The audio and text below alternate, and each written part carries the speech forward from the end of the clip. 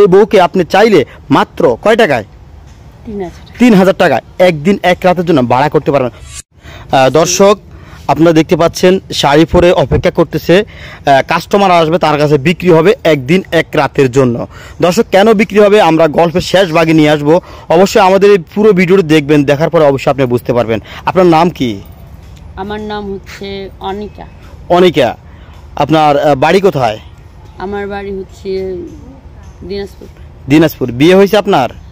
জি বিবাহিত। বিবাহিত। ভাইয়া কোথায় থাকেন? আপনার ভাইও একই কাজ করে। একই কাজ করে, ভাইও আপনার মতন বিক্রি হয় কারো কাছে। দর্শক দিনাজপুরের এই বোনটির সাথে দেখা হয়ে গেল।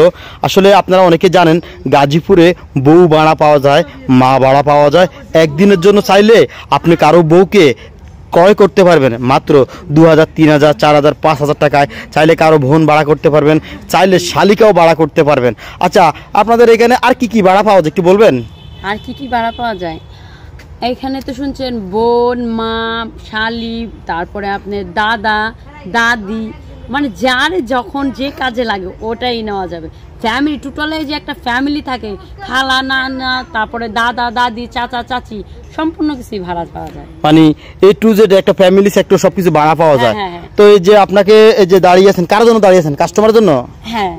তো এখন যদি আপনাকে আজকে নেয়, আপনাকে তো কালকে দিয়ে যাবে বা কালকে চলে আসবেন সন্ধ্যা। তো এই জন্য আপনাকে কত টাকা নেবেন?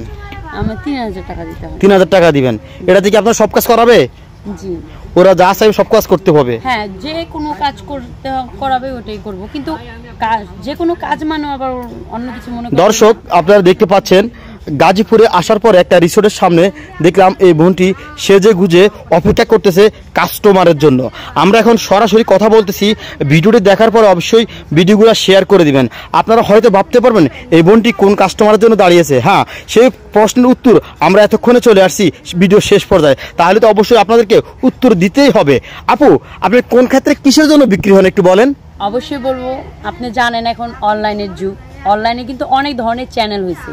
পেজ, ফেসবুক নিয়ে মানুষ কাজ করতেছে, ইউটিউব নিয়ে কাজ করতেছে না, এসব জায়গায় আমরা কাজ করি, মানে ভিডিও তৈরি করি, মানুষের জীবনের যে গল্পগুলি ওগুলি আমরা তুলে ধরি।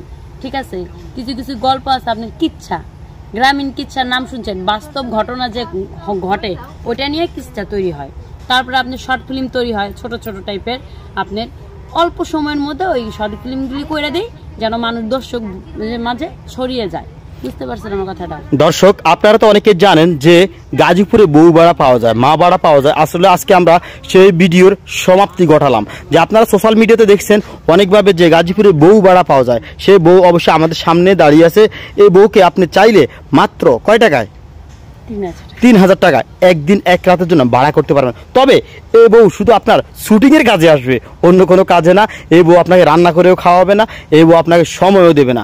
এই বউর কাজ হলো শুধুমাত্র আপনার ক্যামেরার স্ক্রিনের সামনে গিয়ে কথা বলা, অভিনয় করা। প্রিয় দর্শক শ্রোতা, যারা ভিডিওগুলো দেখে অন্যভাবে ভাবতেছেন তাদের জন্য আজকের এই মেসেজটুকু। তো ভালো থাকবেন প্রিয় বন্ধুরা, দেখা হবে নতুন কোনো ভিডিওতে। সে পর্যন্ত আমাদের সাথে থাকুন। আল্লাহ হাফেজ আপু।